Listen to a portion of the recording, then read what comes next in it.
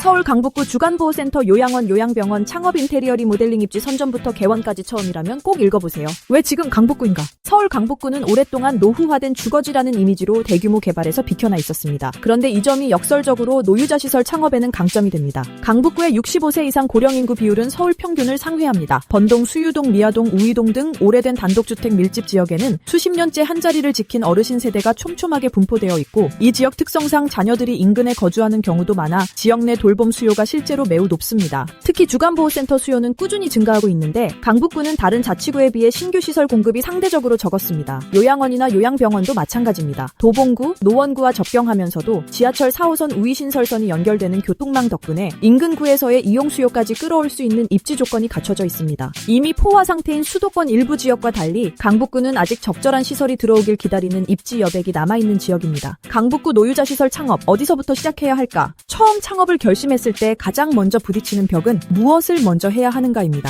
시설 규모를 먼저 정해야 할지, 건물을 먼저 구해야 할지, 사업계획서를 먼저 써야 할지, 순서가 안 잡히면 시간만 흘러갑니다. 그리고 2단계에서 잘못된 순서로 움직이면 나중에 인허가가 반려되거나 구조가 허가 조건에 맞지 않아 공사를 다시 해야 하는 상황이 발생합니다. 실제로 강북구 내에서 이런 사례가 적지 않습니다. 건물을 계약한 뒤에야 해당 건물이 용도 변경이 불가하다는 걸 알게 된 경우 설계를 마치고 허가 신청을 넣었더니 관련 법령상 면적 기준이 충족되지 않는다는 반려를 받은 경우 이런 실수는 모두 처음부터 전문가와 함께 움직이지 않았기 때문에 발생합니다. 올바른 순서는 이렇습니다. 이 흐름을 혼자 처음부터 끝까지 진행하는 건 사실 매우 어렵습니다. 각 단계마다 전문 지식이 필요하고 단계 간의 연결고리를 놓치면 전체 일정이 무너집니다. 입지 선점, 창업에서 가장 중요한 한 수. 강북구에서 노유자 시설을 하려는 분들이 공통적으로 하는 실수가 있습니다. 건물이 나왔으니까 일단 계약하고 보자는 접근입니다. 부동산 시장은 빠릅니다. 마음에 드는 건물이 나오면 당장 잡지 않으면 날아갑니다. 그 조급함은 이해합니다. 하지만 노유자 시설은 일반 상가나 사무실과 다릅니다. 건물 구조, 층수, 면적, 접근로, 주차, 용도 지역, 심지어 방향까지 시설 기준에 맞아야 합니다. 검토 없이 계약하면 이후 모든 과정에서 비용이 눈덩이처럼 불어납니다. 입지 검토는 단순히 괜찮은 자리 찾기가 아닙니다. 인허가 가능성, 구조 변경 범위, 예상 추가 비용까지 종합적으로 판단해야 하는 전문 영역입니다. 강북구 내에서도 수요 1, 2, 3동, 번동, 미아동, 우이동, 삼양동, 솔샘로, 도봉로 접근 구간별로 입지 조건이 모두 다릅니다. 같은 강북구라도 어떤 동, 어떤 건물이냐에 따라 허가 난이도가 크게 달라집니다. 이 부분에서 처음부터 경험 있는 팀과 함께 움직이면 쓸데없이 낭비되는 시간과 비용을 줄일 수 있습니다. 인허가 아는 만큼 통과된다. 노유자 시설 인허가는 크게 두 갈래입니다. 두 가지를 동시에 만족시켜야 개원이 가능합니다. 건축 허가는 났는데 복지인가에서 걸리는 경우, 반대로 복지 기준은 맞는데 건축법 위반 사항이 있는 경우, 이런 상황이 생기면 이미 공사가 진행된 상태에서 되돌아가야 합니다. 특히 강북구처럼 오래된 건물이 많은 지역에서는 기존 건물의 이력, 불법 증축 여부, 소방 설비 현황 등을 사전에 꼼꼼히 확인해야 합니다. 이것을 직접 확인하려면 건축물 대장, 토지 이용 계획 확인서, 소방시설 완공 검사증의 명서 등 여러 서류를 일일이 들여다봐야 하고 법령 해석까지 해야 합니다. 이 단계를 경험 없이 독학으로 진행하면 반려와 보완이 반복되면서 수개월이 날아가는 경우도 드물지 않습니다. 설계와 인테리어 예산 낭비 없이 제대로 하려면 인허가가 정리되면 본격적인 설계와 공사로 넘어갑니다. 이 단계에서 가장 많은 분들이 하는 고민이 얼마나 들까입니다. 인터넷에 나오는 단가표, 다른 시설 시공 후기에 나오는 금액들은 참고는 되지만 그대로 적용되지 않습니다. 노유자 시설은 일반 상업 인테리어와 달리 의무적으로 갖춰야 하는 설비가 있습니다. 이런 기준을 모른 채 일반 인테리어 업체에 시공을 맡기면 나중에 점검에서 지적을 받고 재공사를 해야 하는 상황이 생깁니다. 금전적 손실뿐 아니라 개원이 지연되면서 수입 공백도 길어집니다. 반대로 이 기준들을 처음부터 설계에 반영하면 불필요한 이중 공사 없이 한 번에 마무리할 수 있습니다. 광고비 없는 만큼 설계 시공비에 더 쓴다. 요즘 많은 건설 인테리어 업체들이 플랫폼 광고, 키워드 광고, 각종 온라인 매체에 적지 않은 비용을 씁니다. 이 비용은 결국 견적에 포함됩니다. 직접 홍보보다 작업 결과물로 소문나는 방식을 선택한 업체는 그 광고비를 아낀 만큼 실제 시공 퀄리티에 더 투자할 수 있습니다. 같은 예산이라면 광고비가 얇은 견적일수록 실제 시공에 쓰이는 금액이 더 많다는 뜻입니다. 원장님들의 예산이 넉넉한 경우는 많지 않습니다. 특히 첫 창업이라면 더더욱 그렇습니다. 정해진 예산 안에서 기능과 미감을 최대한 뽑아내는 설계가 결국 가장 현실적인 접근입니다. 공사기간 왜 중요한가? 노유자 시설 창업에서 원장님들이 잘 체감하지 못하는 손실 중 하나가 공사기간 지연으로 인한 수입 공백입니다. 공사가 한 달 늦어지면 그 한 달 동안 임대 임대료는 나가고 인건비는 나가고인가 관련 서류 갱신이 필요한 경우도 생깁니다. 그리고 직원을 이미 채용했다면 그 기간 동안의 대기 인건비까지 발생합니다. 공사기간 단축은 단순히 빠른 것이 아닙니다. 비용 절감과 직결되는 실질적인 경쟁력입니다. 공사기간을 줄이려면 두 가지가 갖춰져야 합니다.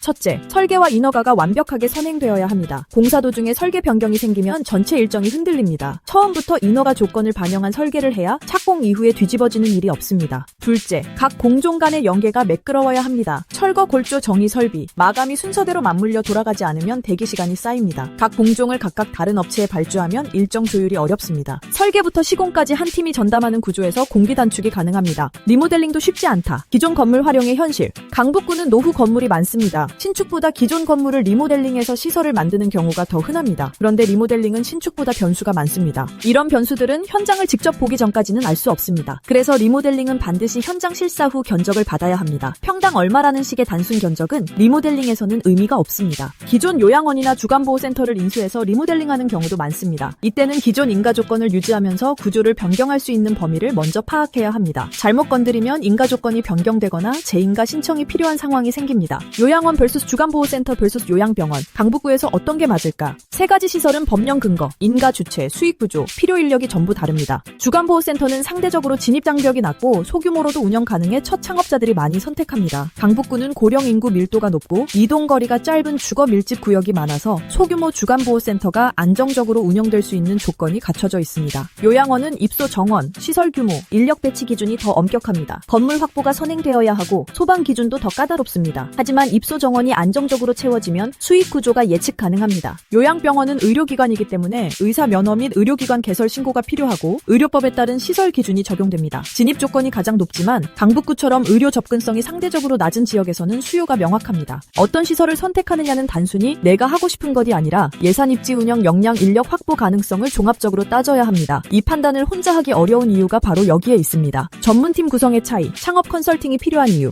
강북구에서 노유자 시설을 처음 시작하는 분들이 가장 자주 묻는 질문이 있습니다.